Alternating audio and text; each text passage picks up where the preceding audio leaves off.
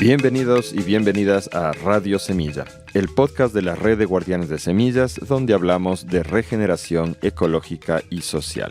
Yo soy Javier Carrera y el día de hoy me acompaña Moema Bieser. Moema es una reconocida socióloga, historiadora y feminista nacida en Brasil, que ha dedicado su vida a la defensa de los derechos de las mujeres y de los pueblos originarios de las Américas. En esta ocasión, Moema nos va a conversar sobre su libro que acaba de publicarse, Abya Yala, Genocidio, Resistencia y Sobrevivencia de los Pueblos Originarios de las Américas, además de contarnos también su fascinante experiencia de vida.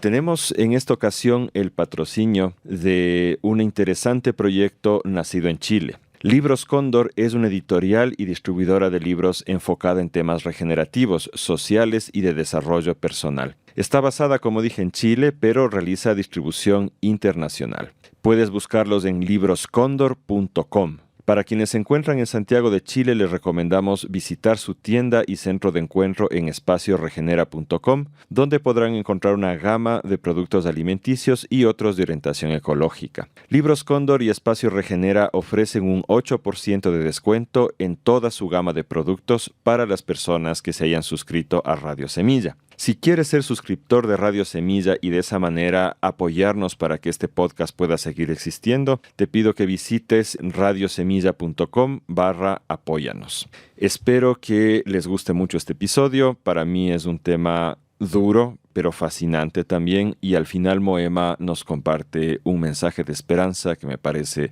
fundamental. Se grabaron mal por temas técnicos que están más allá de nuestro control.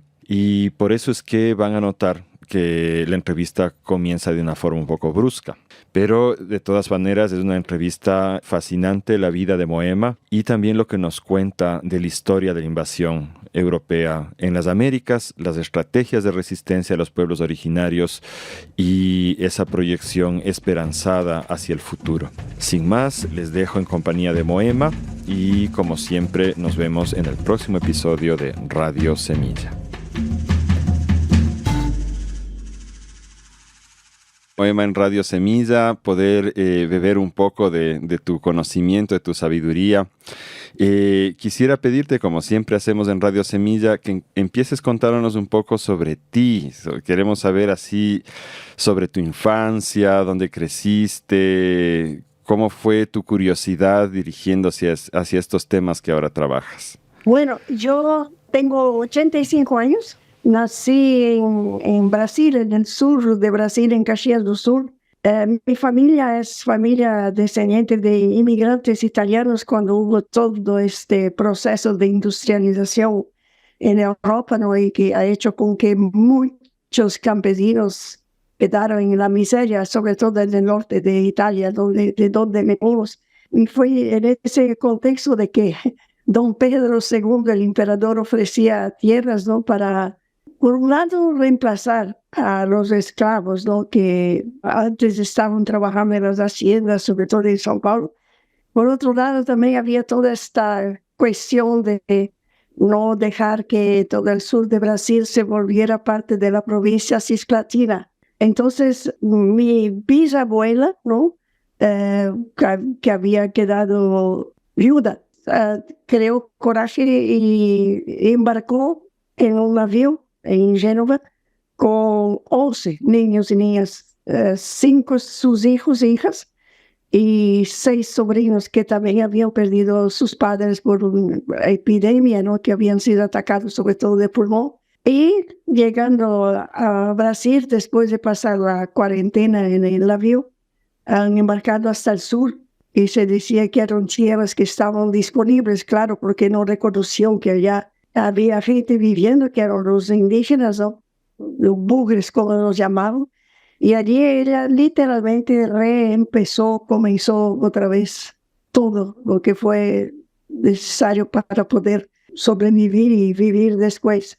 Y allí fue en esta región, que hoy es una de las regiones bastante industrializadas también del país, fue que mi familia, tanto de la parte de mis abuelos, de parte de mi madre, como de mi padre también, que no conocemos casi nada de su geografía. Vivieron y se establecieron y allí yo nací también. Mi infancia fue, bueno, de un lugar bien chico, San Marcos, pero tuve varias oportunidades, ¿no? También por la escuela que frecuenté era una única, era de monjas que habían venido de Francia.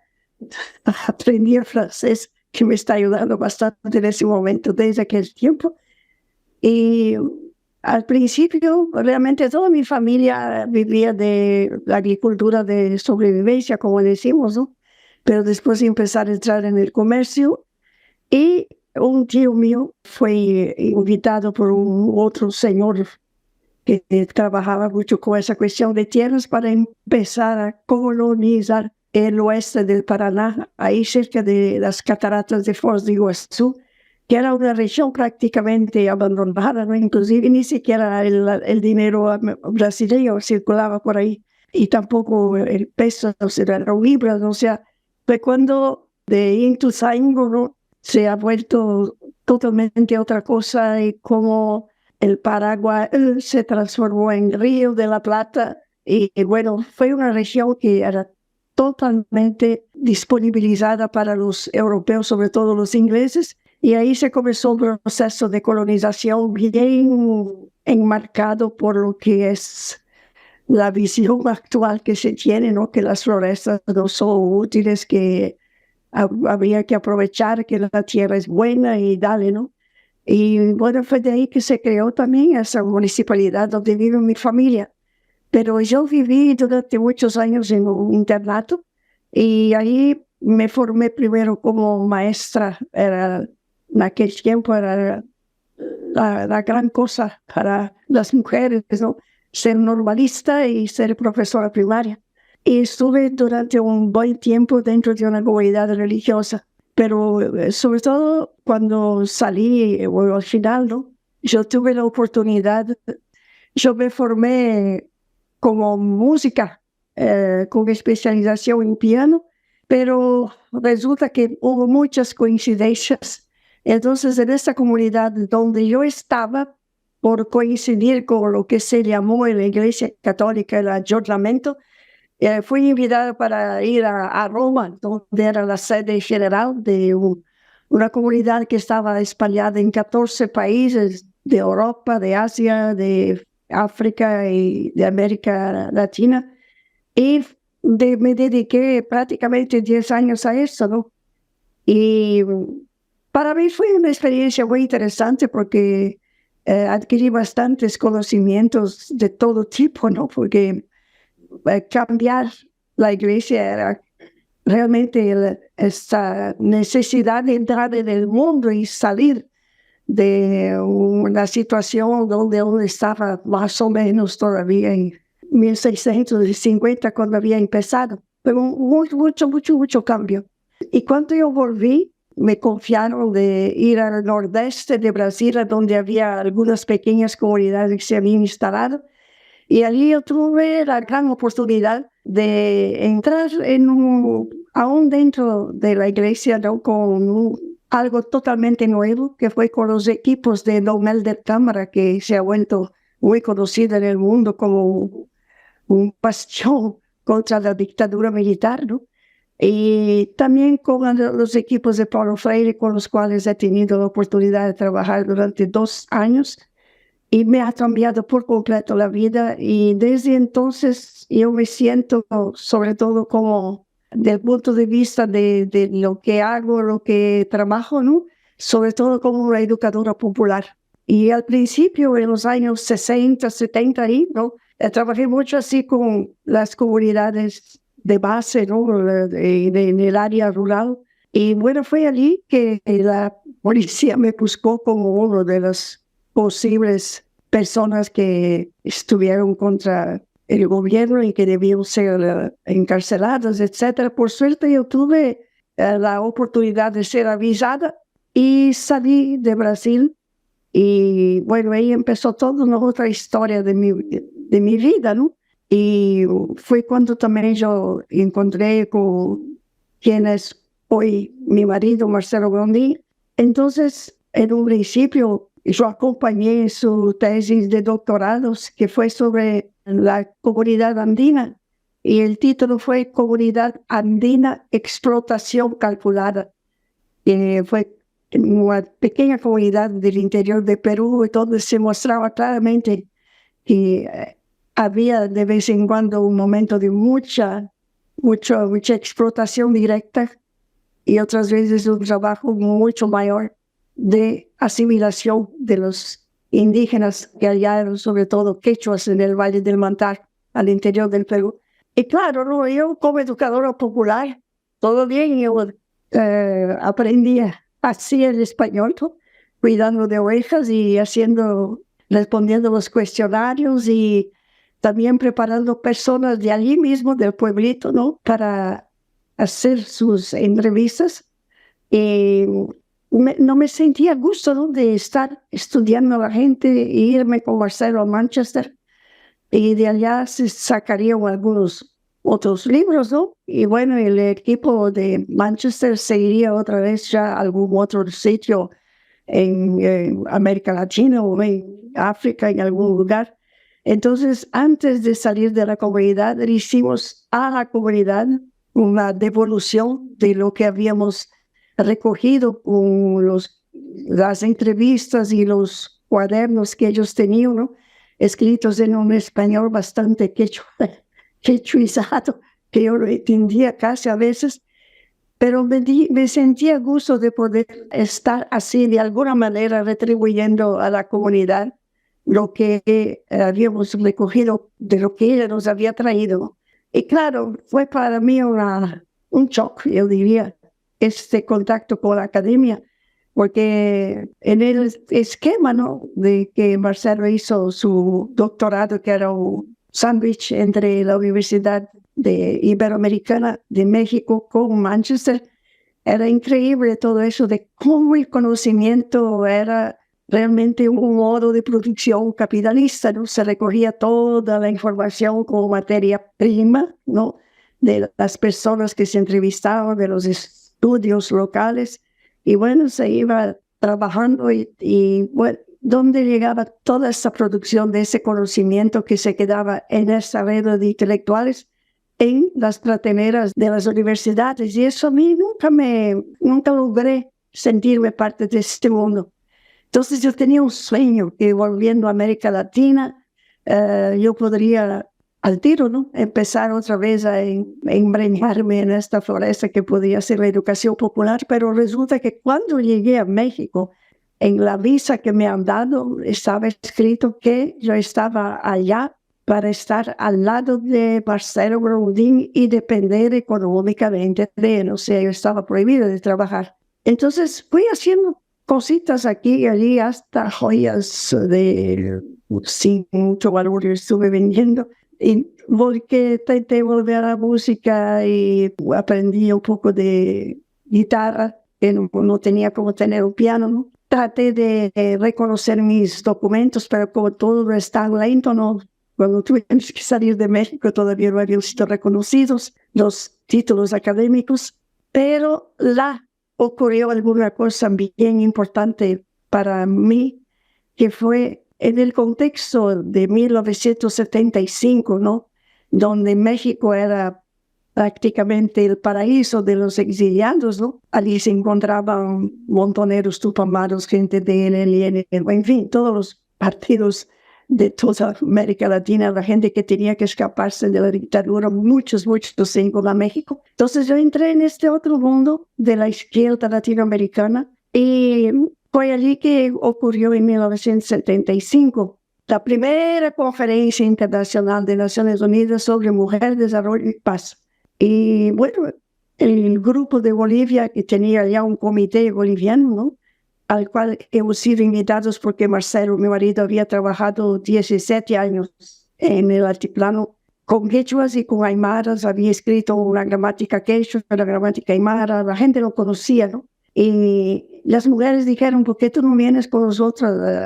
Y fui a ese evento y allá, como educadora popular, ¿no?, me impactó mucho este testimonio de una mujer que había venido por intervención del Consejo Mundial de Iglesia, ¿no? Había venido a esa tribuna paralela donde estaba yo, paralela a la conferencia oficial de Naciones Unidas sobre Mujer, Desarrollo y Paz.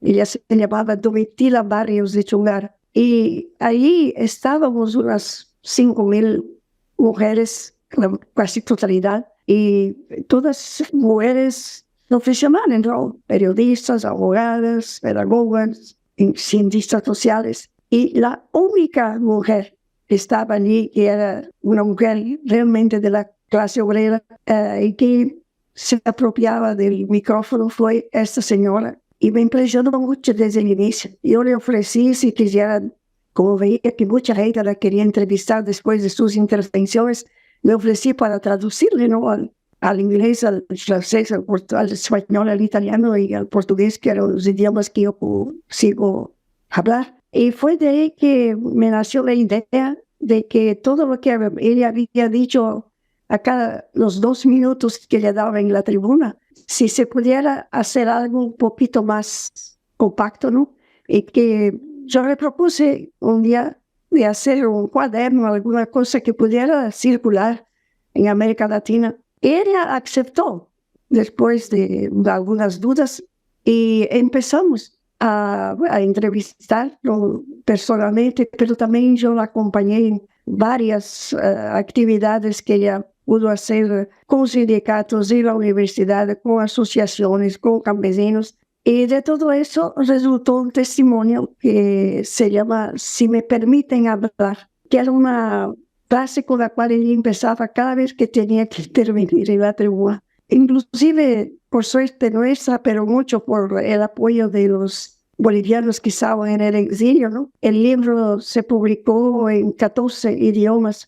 Y yo me sentí muy feliz porque publiqué ese libro, escribí ese libro, ¿no? En esta perspectiva de la educación popular, que el libro sirviera como un instrumento de comunicación. Y de hecho me dio mucha alegría de ver cuando después de México tuvimos que ir a Santo Domingo, en la República Dominicana, conseguimos adquirir algunos libros y los campesinos, a través de amigos de allá, pudieron leer el libro. Era mucho para ellos en un mes de lectura, en cuanto que para intelectual la gente lo leía en una noche sin dormir así, ¿no? Y era como un espejo, o sea, la gente demoraba para leer el libro porque cuando había algún hecho importante de Bolivia que ella comentara, ellos empezaban. Pero nosotros acá en República Dominicana también tuvimos eso. Yo creo que el testimonio tuvo esa gran fuerza, ¿no?, de comunicación popular a partir del texto, del testimonio de una mujer, y porque una vida personal siempre está conectada con tantas otras cosas sociales, ¿no? Pero en el caso de Domitila, ella tenía una gran facilidad de expresar también lo que pasaba en su país a causa de su formación en el ámbito del sindicato, que era el sindicato del siglo XX, el más importante de Bolivia. Y bueno, ahí empezó toda otra historia en mi vida y yo empecé a ser invitada para dar charlas y era siempre dentro de grupos de mujeres. Entonces, ahí fue que yo entré en este mundo de lo que podría ser el feminismo, ¿no? Y he trabajado mucho al volver del exilio a Brasil. Yo estuve del 73 al 80, ¿no?, afuera. Y siempre con esta idea de cómo seguir siendo una educadora popular, pero entonces mucho en esa cuestión de que la pedagogía del oprimido podía tener muchos, era como un abanico, ¿no?, que podía tener muchas entradas, y en este caso era ¿qué quieren las mujeres al final? Entonces, desde ahí empecé a estudiar mucho, a entrar en otros grupos. Tuve la oportunidad de ser invitada por este grupo que creó esta categoría de análisis, ¿no?, de las relaciones sociales de género en su primer evento internacional de socialización con mujeres de todo el mundo. Y bueno, para mí fue así un nuevo espacio de vida, ¿no? Y dentro de eso estaba buscando trabajo también cuando volví a Brasil y fui invitada justamente por gentes que imaginaban, ¿no?, que saliendo de la dictadura eran progresistas bastante. Pero me han invitado para trabajar en una compañía de saneamiento ambiental. Yo no sabía nada de eso, pero la idea era cómo aproximarse del pueblo, ¿no? Entonces la gente, cómo hablar, y yo decía, bueno, cómo escuchar, ¿no? Entonces ahí tuve la oportunidad de entrar en este nuevo mundo que se dedicaba sobre todo a las cuestiones ambientales. Y fue desde ahí que, a partir de muchas cosas que hemos hecho, siempre en esa perspectiva de partir de la realidad y con la gente estudiar la realidad que estaban viviendo y ver qué se podía hacer, hemos logrado muchas cosas y yo empecé a volverme una educadora popular socioambiental. Y desde el inicio yo realmente nunca pude ver, no, claro, mucho por influencia de Paulo Freire, ¿no? Nunca yo pude ver la separación entre lo que pasaba con el ambiente y lo que pasaba con la gente, ¿no?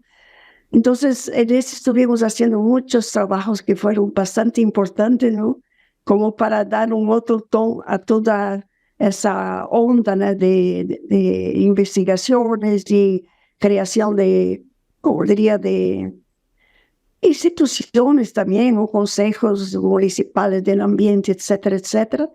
Y bueno, la cosa fue andando y yo también estuve siendo invitada a participar de redes, ¿no? La red de educación ambiental del Consejo de Educación de Adultos para América Latina y después el Consejo de Educación de Adultos y Consejo Internacional de Educación de Adultos, el ICAE. Y en eso estuve en 1992, tuve la oportunidad dentro del marco de Foro Global paralelo a la segunda conferencia de Naciones Unidas sobre Medio Ambiente y Desarrollo, de coordinar la primera jornada internacional de educación ambiental, que mucha gente dice que realmente fue un divisor de aguas, ¿no? Pero mucho en ese sentido de hacer con que toda esta cuestión socioambiental fuera asunto de todos y en toda parte, ¿no? En esta línea de la educación popular. Y bueno, desde allí nunca más paré. Yo seguí también trabajando mucho en el movimiento de mujeres a partir de la cuestión de cómo todos los problemas ambientales afectaban de manera específica a las mujeres, ¿no? Como el envenenamiento de la leche materna, como todo eso de que las pequeñas productoras decían, nosotros tratamos de hacer todo lo que podemos alrededor de nuestras casas, plantar hierbas y etcétera, para cuidar de la gente, ¿no? Y al lado de la gente que nos bota veneno con aviones. Es muy complejo y muy largo para estudiar un que otro ejemplo, ¿no? Entonces, siempre al mismo tiempo que yo trabajaba, como diría así, profesionalmente en algún lugar, yo estuve siempre conectada con movimientos y ayudé a crear una red que se llamó Red de Educación Popular entre Mujeres de América Latina, que existe hasta hoy día, sigue actuando casi con 40 años de actuación, y en ese momento específico se nota mucho toda esa preocupación específica de las mujeres con la cuestión ambiental, pero muy conectada con la organización de la sociedad. Y bueno, yo salí de São Paulo para vivir allí en Toledo, y ahí, después de un buen tiempo sin tener trabajo específico profesional, fui invitada como consultora de educación socioambiental en la Itaipu Binacional, que queda entre Brasil y Paraguay, y es la mayor empresa hidroeléctrica hasta hoy.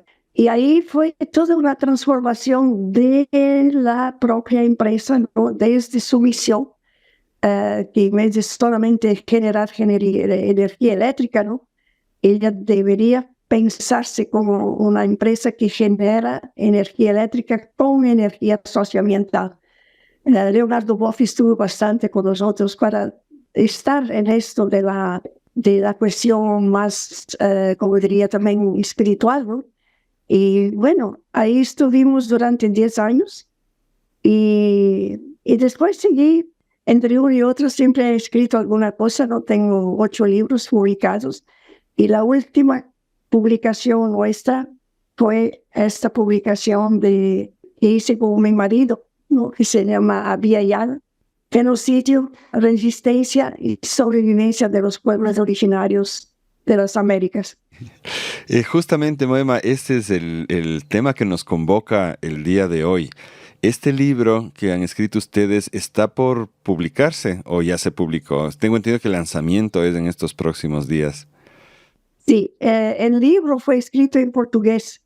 La primera versión se llamaba Genocidio, Resistencia sobre más de 70 millones de víctimas.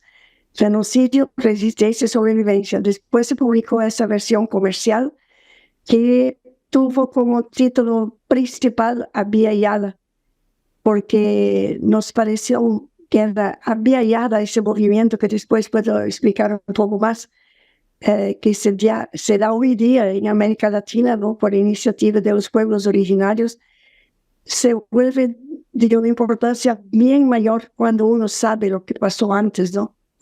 Fue este genocidio de 5 siglos y sigue un poco todavía, pero cómo se dio la resistencia y por qué están sobreviviendo y reexistiendo, como dicen ellos, ¿no?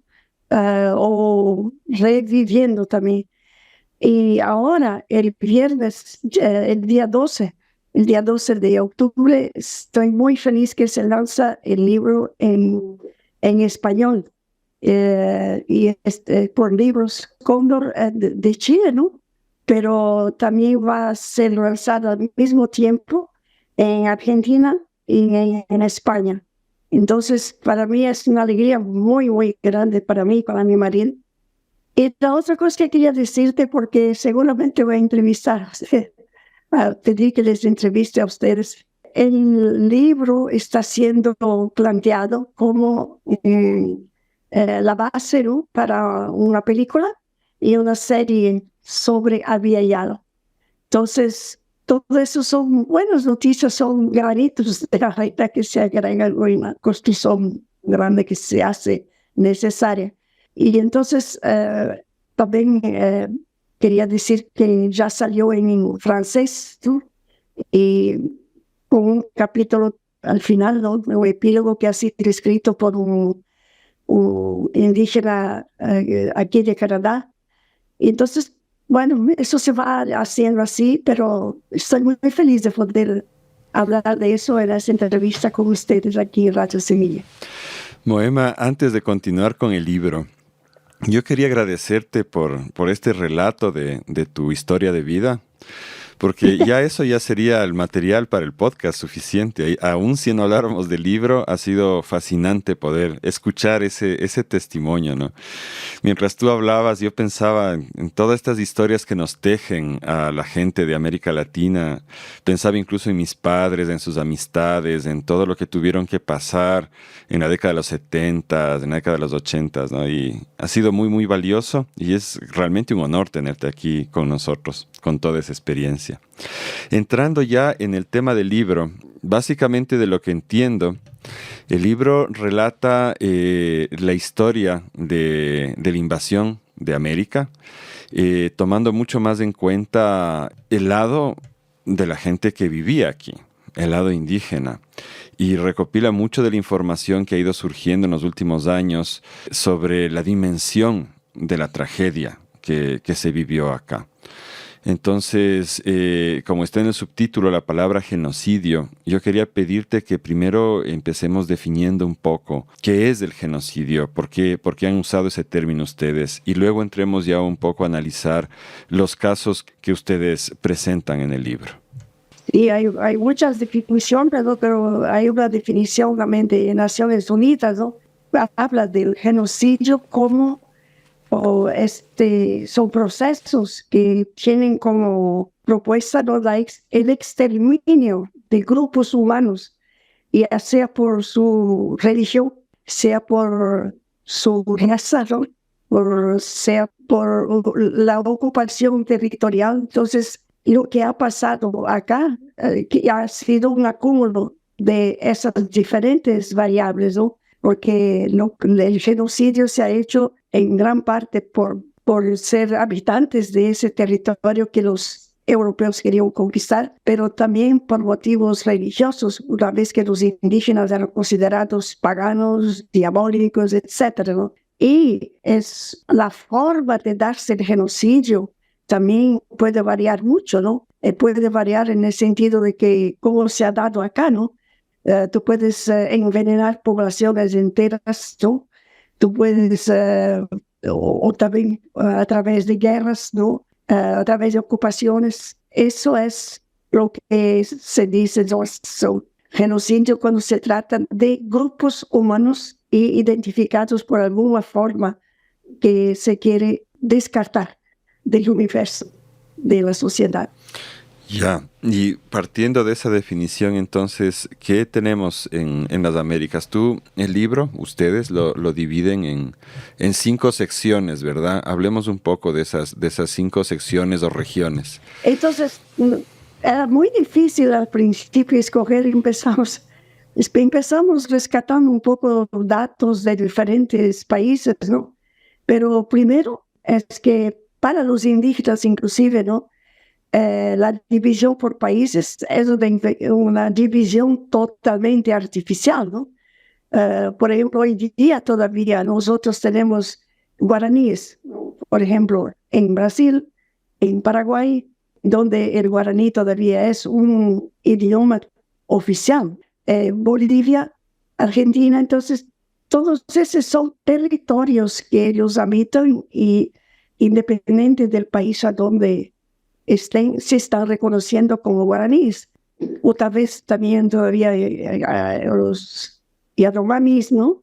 Están en Brasil, tienen muchos problemas en Brasil, pero los Yanomamis están en Brasil, están también en Venezuela.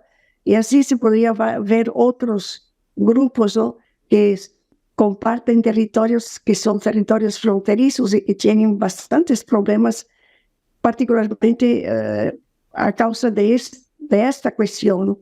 Porque depende ahora de las leyes y todo de cada país. Entonces, al final, a partir también de nuestra experiencia de haber vivido en varios lugares de América Latina, hemos pensado de seguir la ruta de lo que fue la colonización y comenzamos con el Caribe, ¿no? Donde empezó todo en 1492 con la llegada de Cristóbal Colón, con la colonización española, como ella se dio en las islas del Caribe, ¿no? Abarcando a partir de la República, de lo que es hoy la República Dominicana, y en entonces llamada Quisqueya, y ahí de Cuba y Puerto Rico y las islas menores también, Jamaica. De ahí, de lo que pasó allí, como del exterminio que se había dado casi total, ¿no? Cómo los españoles pasaron a México. Entonces, el libro abarca un poco de lo que era. Siempre tratamos de mostrar un poco qué había antes, ¿no? De lo que era el imperio, lo que había sido los imperios, ¿no? En México, ¿no? De los aztecas, pero los mayas también. De todo eso que ha sido hecho por los colonizadores. Y de allá pasamos para, ya con otros conquistadores, pasamos a los Andes. No teníamos la posibilidad de abarcar todo el Tahuantinsuyo. Entonces, trabajamos con los Andes centrales, Bolivia, Perú y Ecuador. Y cómo se dio allí, ¿no? Toda esta cuestión toda del genocidio y la destrucción de lo que era en aquel momento el imperio incaico. Y de ahí entonces pasamos a lo que fue la colonización española, que abarca hoy lo que fue el territorio conquistado por los portugueses, ¿no? Que siempre ahí ha habido varias peleas hasta llegar a lo que es la geografía actual de Brasil, donde el idioma oficial se volvió el portugués y no el español. Y por fin, en el norte estudiamos Estados Unidos, que fue el peor de todos, parece, fue el gran inspirador de Hitler inclusive, ¿no? Y ¿cómo se daba el genocidio? Bueno, de distintas formas, matanzas y matanzas y matanzas por donde sea, como sea. era una de las formas. La otra forma fueron guerras, porque como los indígenas trataban también de protegerse, ¿no? De proteger sus territorios, proteger sus familias, ¿no? Que las mujeres eran violadas como sin problema ningún. Entonces los indígenas también procuraban protegerse, ¿no? Si ninguna de las guerras y batallas fue empezada por ellos, ¿no? Siempre era una resistencia, una forma de resistencia. Pero a cuenta de las diferentes formas, de los instrumentos que se tenía para luchar, ¿no? Generalmente los conquistadores llevaban la mayor parte, ¿no? Entonces había eso.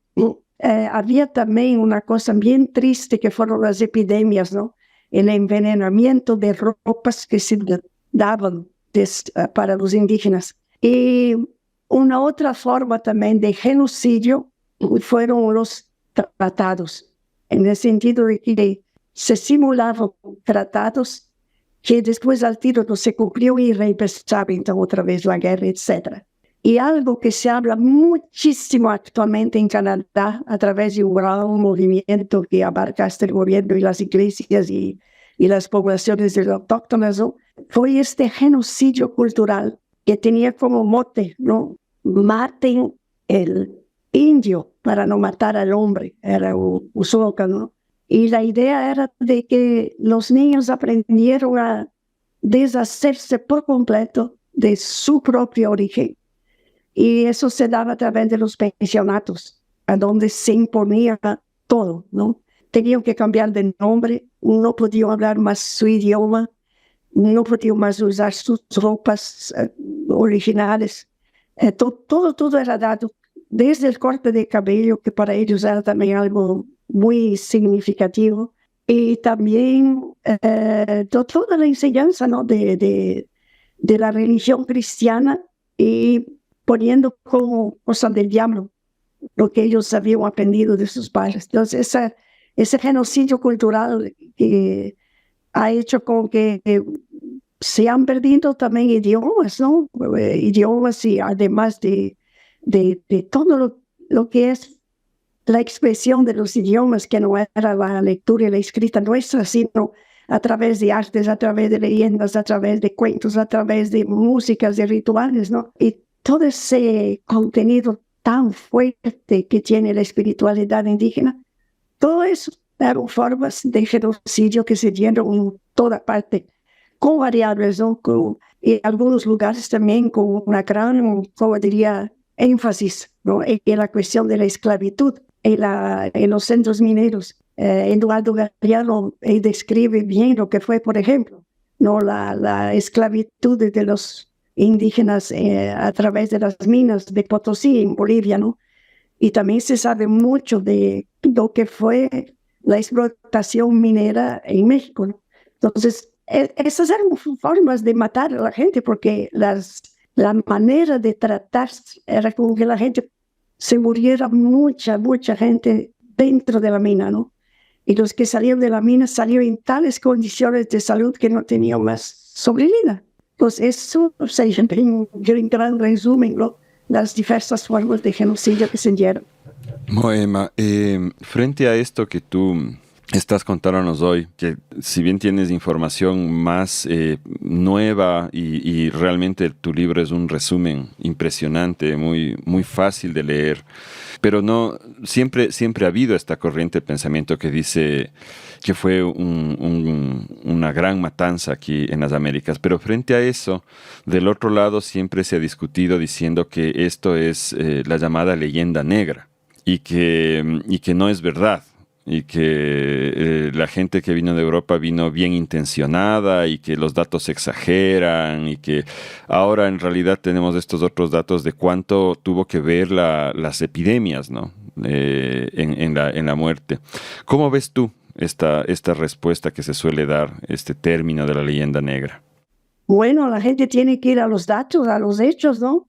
Todo lo que nosotros hemos estudiado son datos que vienen de documentos, inclusive del momento en que las cosas se dieron, ¿no? Doy el ejemplo de Bartolomé de las Casas. Él era testimonio vivo Él había venido para ser también un encomendero acá, ¿no? Y se quedó tan aterrorizado con lo que pasó que se fue y escribió todo lo que él había visto, o sea, como un testimonio. Y además hay todos los datos que se tienen, datos oficiales de la gente que tenía que dar cuentas a la corona. Y además de estudios que se han hecho a partir de todo lo que se ha podido recoger. O sea, eso que la gente dice que es exagerado es porque uno quiere darse cuenta de lo que pasó. Y creo que también hay que respetar mucho la memoria colectiva. O sea, hay cuentos, hay historias, hay de vida de gentes de hoy, de ancianos de hoy que nos llevan hasta 200, 300 años atrás. Pero yo pienso así que lo que hemos visto, ¿no? Es bien importante darle atención a los hechos, ¿no? Y no decir que hay exageración cuando los hechos están allá para mostrar que tal vez no hemos llegado a mostrar todavía lo que fue de hecho, todo lo que fue lo peor de esto que están hablando de Agenda Negra. Así pienso yo. Gracias. No sé si tú tienes cifras que nos puedas compartir como para entender las dimensiones de lo que estamos hablando, tal vez en las distintas regiones. Ya ves, aquí en nuestra introducción, ¿no? En el Caribe, eso yo quisiera decir también, que hemos preferido aternos a datos oficiales, porque hay cosas que se están encontrando todavía, ¿no? Pero lo que teníamos como datos oficiales y lo que hemos estudiado, ¿no? Y arredondamos, ¿no? En el Caribe, en 1942, cuando llegó Colombo, había 4 millones cuando llegaron los colonizadores. Y el número de víctimas ha sido de 4 millones. ¿No? O sea, el exterminio ha sido prácticamente total.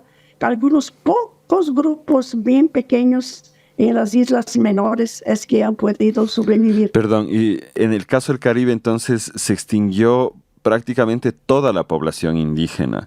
Casi todo, sí. Hoy día tú encuentras un que otro grupo en Puerto Rico, un que otro grupo en Cuba, un que otro grupo en la República Dominicana, pero son grupos muy, muy pequeños, ¿no? Ya. Fue prácticamente total la destrucción en el Caribe.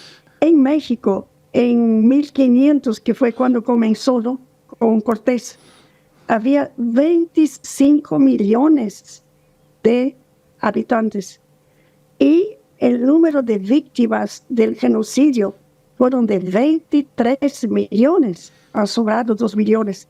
En los Andes, que fue cuando llegó Pizarro, en 1532 había 15 millones de habitantes. Estoy hablando de los Andes centrales, ¿no? El número de víctimas del genocidio fue de 14 millones, o sea, sobró 1 millón.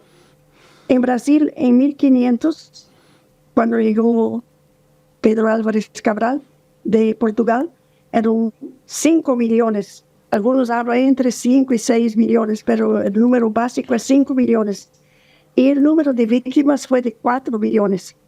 O sea, sobraron 1 millón. Y se fueron disminuyendo hasta que Darcy Ribeiro pensaba que el exterminio sería total. Menos mal que después la curva reempezó.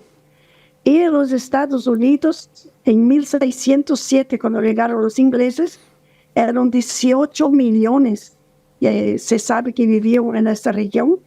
Y el número de víctimas del genocidio fue de 16 millones. O sea, sobraron solamente 2 millones. Son datos oficiales y nosotros hemos escogido los más prácticamente los datos considerados conservadores, como dicen, ¿no? Entonces, esto está en nuestra introducción al libro para tener una idea de lo que fue el tamaño, ¿no? En estas 5 regiones que hemos estudiado fueron más de 70 millones el exterminio de personas, ¿no? David Stannard, que hace un panorama más amplio de todo el continente, habla de más de 92 millones. Algunos dicen que fue el mayor genocidio de la historia de la humanidad, como David Stannard, ¿no? Él habla del mayor genocidio de la historia de la humanidad. Bueno, tal vez no sea el mayor, no se sabe, ¿no? Pero uno de los mayores seguramente fue. Sí, te quería mencionar que de hecho, claro, hay otros estudiosos de este tema que hablan incluso de cifras mucho más grandes, ¿no? En el número de habitantes de las Américas. Es interesante. Yo sé que hay, por eso digo, ¿no? Nosotros terminamos de escribir el libro en 2016. Entonces, no es las publicaciones que nosotros teníamos acceso, que no fueron todas también, ¿no? Tienen que ser también historicizadas, ¿no? Pero hoy día yo sé que hay más gente que está estudiando más y logran encontrar más, ¿no? Eso es terrible, peor todavía. Eso te iba a decir, en realidad eso hace peor todavía la situación, aumenta la muerte. Eso es. No sé si en el estudio que ustedes hicieron, porque no he podido terminar el libro todavía, se menciona una diferencia en la cantidad de muertes entre las zonas tropicales, húmedas, calientes, y las zonas de montaña y las zonas un poco más frías. ¿Tú has detectado alguna diferencia o los porcentajes son similares? No hemos estudiado eso, no. No nos hemos detenido en eso, no. Ya, porque en algún lugar yo leí que de hecho en las zonas tropicales fue aún mayor la mortalidad de lo que fue en las zonas frías y que por eso es que zonas como Ecuador, Perú, Bolivia, México, Guatemala lograron mantener poblaciones un poco mayores que zonas como el litoral de Ecuador y Perú, la Amazonía, donde la mortandad fue aún mayor. Eso es lo que yo había escuchado. Puede ser, sí, eso me interesa, voy a ver también. Entonces, tenemos que entre un 90 y un 99%, dependiendo de la región, de la gente falleció. ¿Es más o menos ese el porcentaje? Sí, eso es por ahí sí, 92%. Moima, cuando yo pienso en eso, pienso en que la enfermedad no distinguía buenos ni malos, que la violencia no distinguía entre pobres, ricos, intelectuales. Me pongo a pensar en lo que representa de pérdida de conocimiento, de experiencias para la humanidad.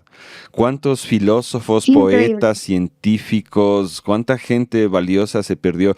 Y me da chiste cuando se queja la historia de la gran pérdida de la biblioteca de Alejandría, por ejemplo. Uy, todo lo que se perdió ahí. Pero aquí hablamos de una pérdida muchísimo mayor, ¿verdad? Sí, y entre los indígenas se acostumbra mucho decir, ¿no? Por eso tienen tanto respeto a los ancianos. En la tradición oral, que es la que más se había practicado, ¿no? Se dice mucho eso, ¿no? Cuando se va un anciano, se va junto con él, con ella a una biblioteca, ¿no? De tanta sabiduría que tienen respecto a todo lo que fue, todo ese conocimiento ancestral que se ha transmitido oralmente prácticamente, ¿no? Durante miles y miles y miles de años. Eso es un punto, ¿no? La otra cosa, toda esta riqueza espiritual, esta visión de mundo, ¿no? Yo creo que hay un texto que todo el mundo lo conoce, es del cacique Seattle, ¿no? Y donde él dice, pero ¿cómo pueden ustedes estar queriendo ocupar así la tierra, vender la tierra? En toda la visión de la tierra, del cielo, de los árboles, de los ríos, es completamente el opuesto de lo que estaban viendo con ese contacto con los blancos, ¿no?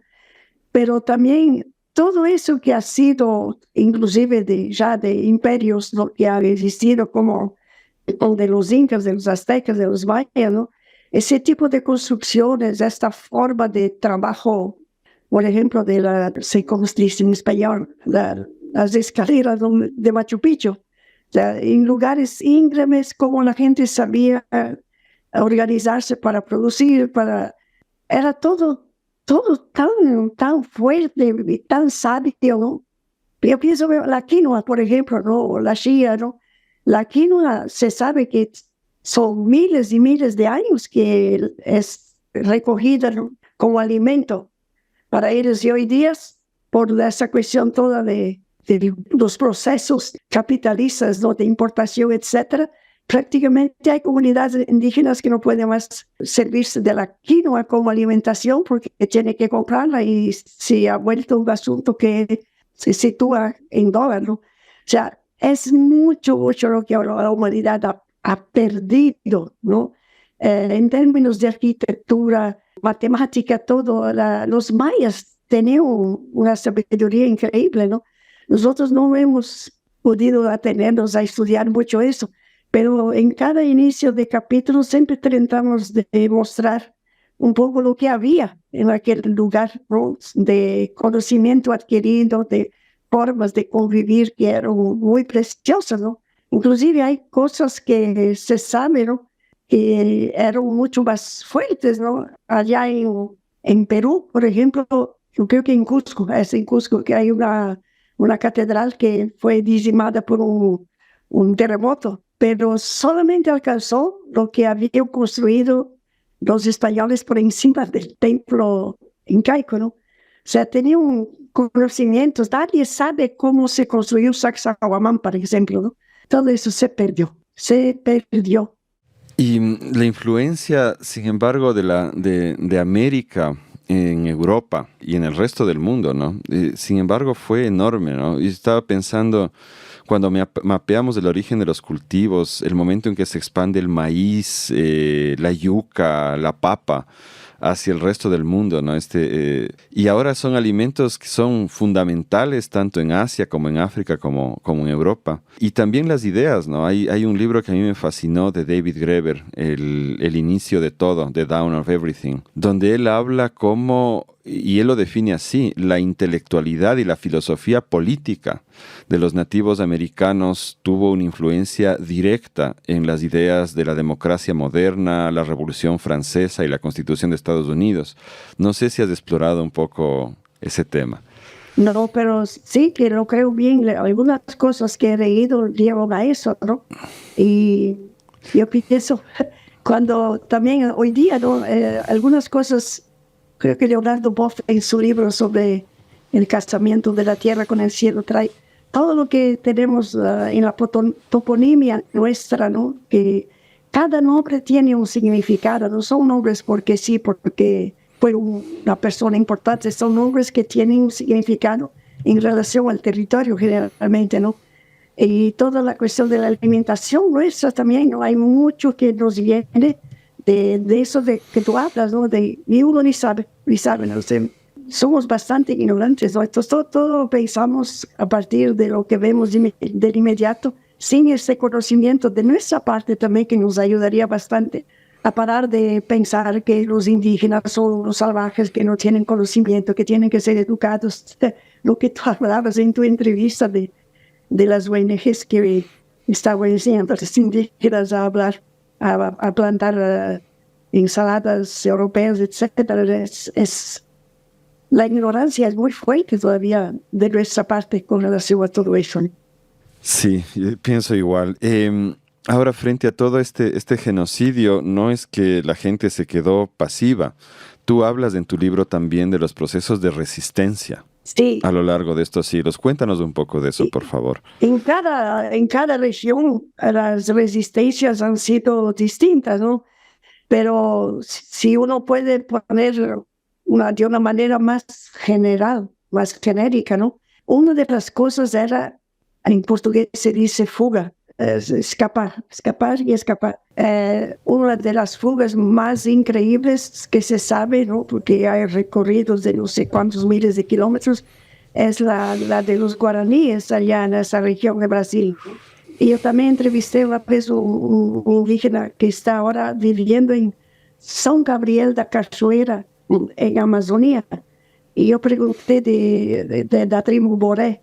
Y yo dije, ¿tú sabes algo de toda tu ascendencia? Y yo dice, bueno, sabemos poco, pero nuestros abuelos nos han dicho de que éramos de Río de Janeiro, pero que desde allá tuvimos que estar escapando y escapando. Escapábamos, llegaban los portugueses, escapábamos, llegaban los colonos, escapábamos y así fuimos escapando. Y ahora estamos acá. Y ahí él me dijo, y ojalá no nos obliguen a escapar otra vez, porque ahí hay todo un lío, ¿no? Con algunas corporaciones en relación a lo que hay de riquezas naturales, ¿no? De los varios lugares que hemos visto, era una manera de querer salir, ¿no? Porque era tan dispare también las armas que tenían los españoles, portugueses y ingleses con relación a los que tenían los indígenas, ¿no? Pero la otra fue la resistencia, ¿no? Con arco y flecha y lo que tenían en manos, ¿no? Resistir y resistir y resistir a la entrada de los blancos. Y en grande parte fueron los indígenas que tuvieron problemas, ¿no? Y fueron diezmados mucho más que los blancos que vinieron con sus caballos y sus armas ya bien más fuertes que esas que ellos tenían, ¿no? Y la otra cosa fueron algunas guerras que los indígenas mismos han provocado, particularmente en la región de México, ¿no? Y la otra cosa también que fue parte de la resistencia fue la buena fe, diría, ¿no? Aceptar los tratados como una forma de no ser totalmente dizimados, ¿no? Aceptar de hacer tratados con los blancos. Pero la historia también dice que a la semana siguiente los blancos no le daban una mínima importancia a la firma, porque la firma no era escrita muchas veces, sobre todo, explico, es allá de los Estados Unidos, sino que ellos daban algún tipo de tejido, bordado, cosas así, como una señal, ¿no? De que se estaba firmando ese tratado. Esos fueron de manera un poco más genérica, ¿no? Y claro, con relación a las epidemias, ¿no? Se sabe que muchos indígenas trataban a como sea de utilizar sus hierbas y etcétera, pero eran epidemias completamente nuevas, ¿no? De problemas que venían de los europeos, contra las cuales tuvieron poco que hacer y fueron bastante poblaciones que fueron destruidas de esa manera. Bien de resumido, ¿no? Sí, acá de hecho a Ecuador la enfermedad llegó antes que Pizarro, de hecho. Sí. Si no me equivoco, cuando llegaron los españoles ya cerca de la mitad de la gente había muerto debido a la viruela, ¿no? Principalmente, por las vías de comercio que tenían las poblaciones indígenas. Wow. Pero hablando de esto, de la resistencia, ahorita me puse a pensar también en otra forma que acá, yo lo he visto acá en acción hasta el día de hoy, ¿no? Que es el boicot. Es el hacer mal las labores a propósito. ¿Para qué?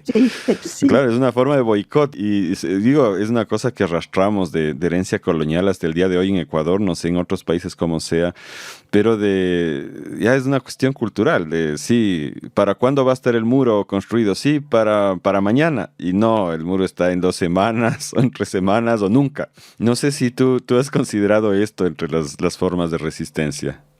No, lo hemos considerado como tal, pero es verdad, sí, es verdad, maneras, y sobre todo las mujeres lograron hacer bastante de esas cosas, tanto las mujeres indígenas que sabemos muy poco, pero también después la esclavitud de los negros, ¿no? Que las mujeres eran realmente capaces de hacer otra cosa de lo que se decía. Yo viví mucho ese cuando estuvimos en Haití durante 2 años, ¿no? Nunca se sabía si era sí o no. Que estaba hablando. Yo creo que son formas de resistencia también, sí. Ya, esto me lleva a la siguiente pregunta, Moema. Es una pregunta un poco difícil, mira. ¿Por qué es importante conocer todo esto? Para todos y todas, ¿no es cierto? ¿Por qué es importante que sepamos esta historia? Yo veo que es muy importante inclusive para entender de lo que se trata cuando hablamos de Abya Yala, ¿no? No es una cosita cualquiera, esta articulación continental de los pueblos originarios, ¿no? Es que otra vez el territorio toma otra forma, otra dimensión. E, inclusive sus profecías, como la profecía del cóndor y el águila, ¿no? Nos traen otra manera de pensar nuestras relaciones norte-sur aquí en nuestro continente. Y todas las cosas que ellos están haciendo de manera simbólica, como esas jornadas por la dignidad, ¿no? Yo creo que el tamaño de Abya Yala, uno entiende cuando percibe que realmente es casi como una resurrección, ¿no? Yo me acuerdo que en Río 92 Yo tuve la oportunidad de hablar con un periodista indígena de Bolivia y él decía, sí, los blancos han pensado que nos habían aplastado, pero no, estábamos allá debajo de la ceniza, pero estamos resucitando. Y dice, y eso se va a ver en los próximos años. Y eso es lo que yo veo, ¿no? O sea, si tú ves todo lo que ha sido hecho en términos de destrucción, como lo hemos hablado, ¿no? Y aún así, todo lo que se está trayendo otra vez como sabiduría, como capacidad de pensar la vida de otra manera, ¿no? Toda esta filosofía del buen vivir que se plasma en eso, de estar bien con uno mismo, con los demás y con la madre naturaleza. O sea, hoy día se está hablando bastante sobre la naturaleza como sujeto de derechos, ¿no? Todo eso está en la cultura de los pueblos originarios, ¿no? La forma de respetar, ¿no? Los ríos, las montañas, la manera de ser. Yo creo que todo eso son enseñanzas que podemos adquirir si logramos entender también la fuerza que está en todo eso. Yo pienso, por ejemplo, estos encuentros de chamanes, ¿no? Uno no tiene tanto acceso, pero se sabe que allí de todo se trata, inclusive de astronomía, de química, de matemática, de todo, pero son todos esos saberes ancestrales que están amarrados también con toda una dimensión espiritual, ¿no? Y bueno, yo pienso también, nosotros si vamos a lugares bien específicos, por ejemplo, ¿no? De la Amazonía, las comunidades tienen una comprensión muy fuerte de los ecosistemas, han desarrollado ya relaciones complexas con plantas, con animales, con la tierra, a lo largo de milenios de años y se mantienen todavía, ¿no? Aquel libro de La queda del cielo, ¿no? David Copenhague muestra como dentro de la cosmovisión de su pueblo, ¿no? Ellos consideran los árboles como columnas que sustentan el cielo. Y por eso que ellos dicen, ¿no? La destrucción de la floresta va a traer como consecuencia la caída del cielo y el fin de la humanidad, por supuesto, ¿no? Entonces, de esa perspectiva, ellos tienen muchas cosas a enseñarnos, ¿no? Para la preservación, para la regeneración de la naturaleza y la nuestra, ¿no? Una perspectiva bastante singular sobre el medio ambiente que no lo ven separado de uno, sino como parte de integrante de la vida, de los medios de subsistencia, de la identidad cultural. La naturaleza como un ser vivo, ¿no? Y con ella tiene una relación de reciprocidad y por eso tienen tanto interés en protegerla para las futuras generaciones también. Entonces, yo creo que hoy día es todo una búsqueda, ¿no? De lo que se tiene en términos de evolución dentro de la cuestión de los medios, ¿no? De producir y las formas de consumir. Hay que entrar en diálogo y tratar de aprender. Yo me quedé muy impresionada con todo lo que tú hablaste en tu entrevista respecto de lo que se puede aprender, ¿no? De la ancestralidad, ¿no? Cuando lo escuchaba me recordaba mucho de esa frase que dicen los indígenas bastante, ¿no? El presente, el momento presente, lo que vivimos en el presente ya es pasado. El futuro está en la ancestralidad. Y es de todo eso lo que se trata. Lo que en Estados Unidos era algo tan fuerte que era o te asimilas o te mueres, ¿no? Y todo lo que tú hablas también de la cuestión de la agricultura, ¿no? Todo se ha tratado de llevar hasta el final de la destrucción. Y creo que las prácticas regenerativas, muchas, las que se utilizan solamente formas de mitigar un poco de todo lo que ha sido el estrago de la agricultura convencional. No es esa visión de cuidar de todo el ecosistema, como tú bien explicaste, ¿no? Entonces, yo pienso que hay que hacer un trabajo muy grande de nuestra parte, ¿no? Los no autóctones, ¿no? De tratar de entender de lo que se trata cuando se habla con ellos, ¿no? Y salir de esa idea de asimilar, de civilizar, que ha sido tan fuerte en esos últimos años. Cuando en Brasil tuvimos Bolsonaro a la presidencia, ya que no, que si quieren que vengan y sean como nosotros, ¿no? Salir de eso, que es una forma de seguir con el genocidio, ¿no? Porque ellos tienen, los pueblos indígenas, una forma de pensar y de cuidar de las tierras. Yo pienso, por ejemplo, cuando se ve en los Estados Unidos lo que fue la matanza de los bisones, ¿no? Eran animales casi que sagrados, ¿no? Había muchos y muchos y muchos. Y ellos los mataban para su sustentación, mientras que los norteamericanos, ¿no? Han dicho, no, va a ser mucho problema para meter el ferrocarril. Entonces, y mata, y mata, y mata, y mata, y mata, ¿no? Era un terror para los pueblos originarios ver tanta matanza de lo que para ellos eran animales sagrados para mantener su propia vida también. Y esta reverencia con la cual ellos cuidan de las semillas y las llevan cuando van para otros lugares también. Yo pienso que en muchos aspectos, pero en algunos, sobre todo en la cuestión de la agricultura, hay mucho que aprender. Y la otra cosa es la cuestión de cómo convivir con la diversidad. ¿Qué es lo que es bello, por ejemplo, ¿no?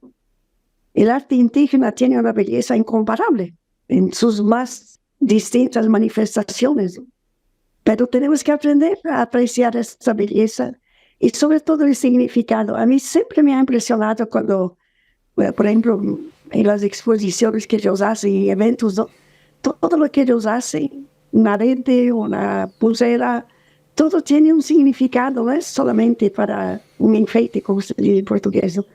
Entonces, no sé, hay tanta cosa. Y en la cuestión de la espiritualidad también, yo creo que todos nosotros que no nos colgamos a una religión, tenemos mucho, mucho que aprender de la espiritualidad indígena. Yo sí creo, por esa conexión con la madre tierra, la Pachamama. Gracias, Moema. Y gracias por mencionar esa entrevista. Tú te refieres al primer episodio de Radio Semilla, donde hablábamos de los ecosistemas antropogénicos. Sí. Bueno, sí, ahí tenemos algunas, de hecho, que tienen que ver un poco con este tema. Está el episodio 8 también para los oyentes que deseen revisar el tema, que es permacultura indígena con Rogelio Simbaña. Y bueno, como tú has visto un poco nuestro podcast, es uno de los temas recurrentes y que más nos importan, el tema de la ancestralidad. Por lo que tú acabas de decir hace un rato, que lo dijiste tan bonito, ¿no es cierto? Es como que en el guión de nuestro futuro, el conocimiento, la experiencia, la voz, el sentir, la espiritualidad que viene de los ancestros de estas tierras es un elemento fundamental. No podemos realmente construir un futuro que sea sostenible en esta tierra si no escuchamos a las personas que se sostuvieron aquí durante miles de años, que aprendieron cómo sostenerse, cómo ser sostenibles aquí. Entonces, yo te agradezco muchísimo por toda esta visión que tú nos das. Si tú me permites, yo quisiera insistir en un aspecto de nuestro libro. Nosotros no hemos escrito como un estilo académico, ¿no? Yo soy una educadora popular y me quedó mucho eso, ¿no? De que vamos a escribir algo para que la mayoría de la gente pueda leerlo, ¿no? Y nos gustaría mucho que ese libro fuera a las bibliotecas, estuviera en manos de maestros y maestras. Fuera un libro que, ¿sabe? Líderes de asociaciones, de sindicatos, de ONGs, inclusive también algunos indígenas, para tener ese como un aporte nuestro, muy sencillo, muy pequeño, pero de gente que está con ellos y ellas, ¿no? En esta bellísima articulación que es Ambiya. Entonces, ese es un aspecto que me gustaría de resaltar, porque seguro que en estudios académicos o sí, de investigadores profesionales, hay mucho más cosas, hay cosas que se puede agregar mucho más, pero lo básico del básico es esta forma de pensar la otra historia que no nos ha sido contada en la escuela. Esa fue nuestra idea. Exacto, eso que dijiste ahorita es fundamental. Es necesario porque realmente todavía en nuestros sistemas educativos no nos dicen esta versión más real de la historia. Y sí, de lo que yo hojeé tu libro, efectivamente, queridos y queridas oyentes, está escrito en un lenguaje que realmente es accesible para todos y todas. Vamos a tratar de ayudar a la editorial que lo publica para que pueda repartirse un poco más. Y tú sabes que Radio Qué Semillas bueno. se escucha muchísimo en Argentina, en Chile, en Colombia, en México, Qué además bueno. de Ecuador. Sí, más de la mitad de nuestros oyentes son principalmente de estos otros países que acabo de mencionar. Entonces espero que sí tengamos ahí una posibilidad de apoyarles. Moema, tú mencionaste en tu libro a las jornadas de paz y ahorita también lo mencionaste brevemente. Parece que esa experiencia te impresionó. ¿Nos puedes contar un poco de qué se trata? Y me parece, a mí me encantó. No sé si yo dije al principio que nuestro libro va a servir de base, ¿no? De referencia para una película y una serie.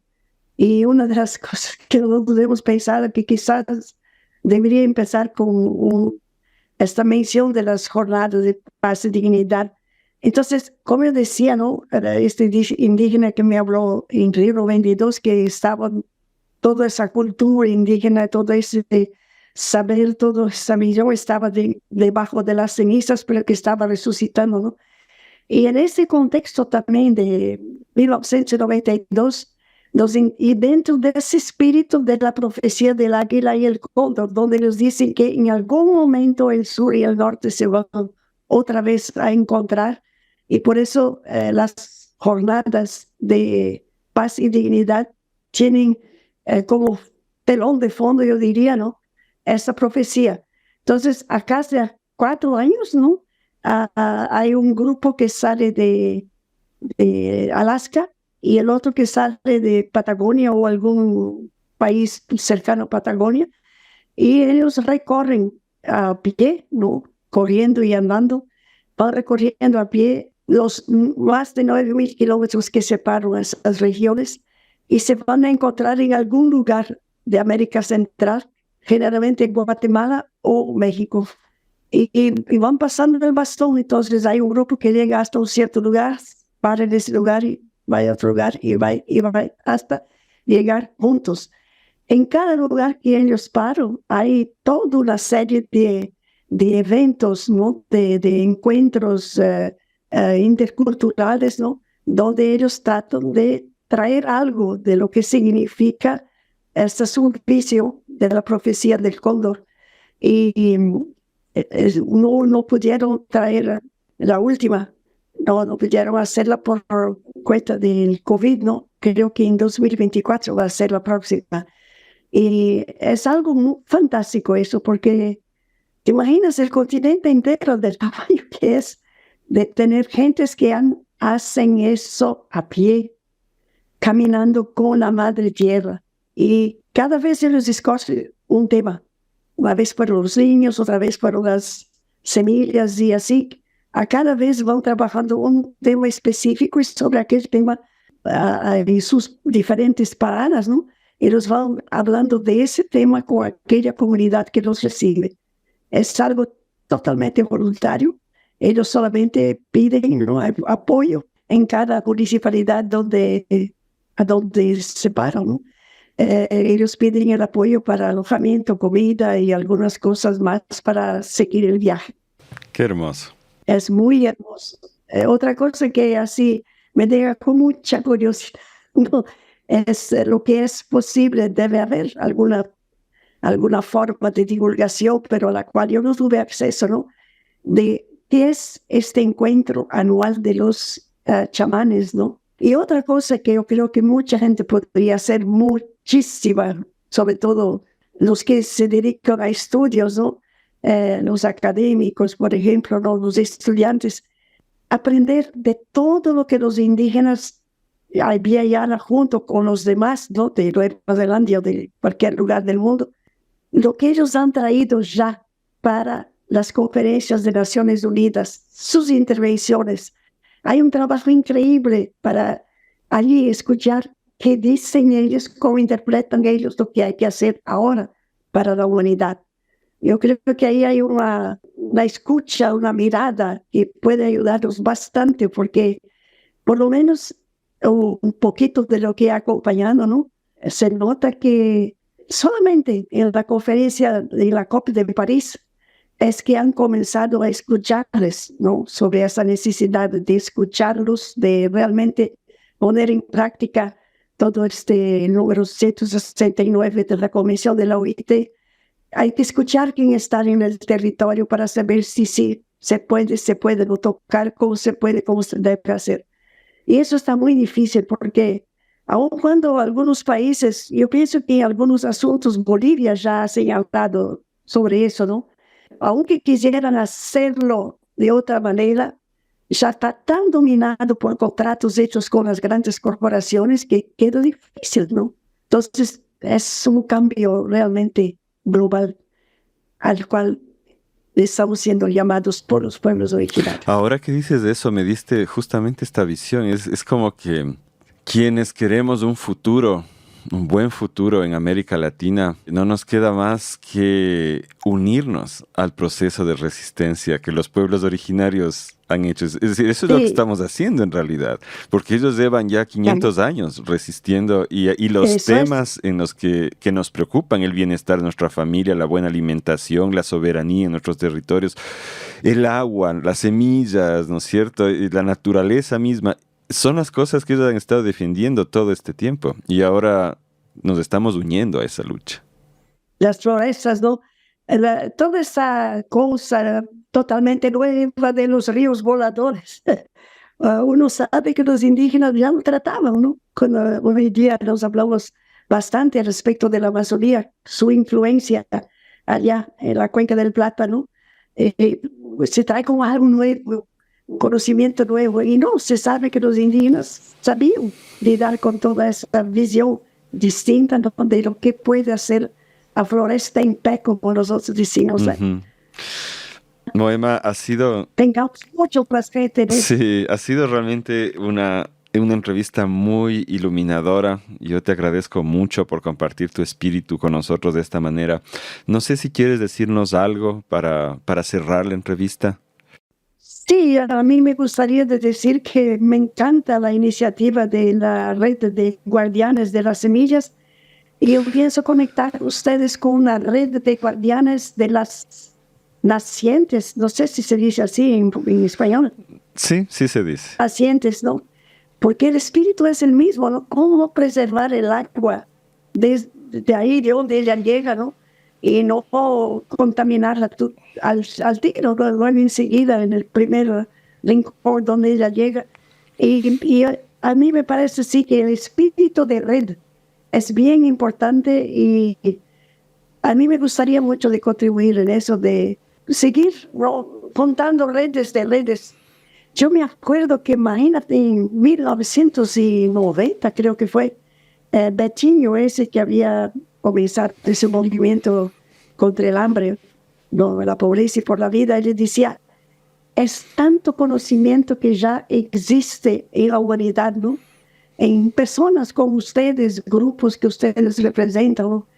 Que si pudiéramos estar juntos, rededizados, ¿no? Era el inicio del tiempo que se hablaba de red, ¿cómo esta fuerza podría ser mayor? Entonces yo creo que cuanto más nos juntamos, más quizás logramos, ¿no? A partir de donde estamos, ir creando esa nueva conciencia y este nuevo quehacer.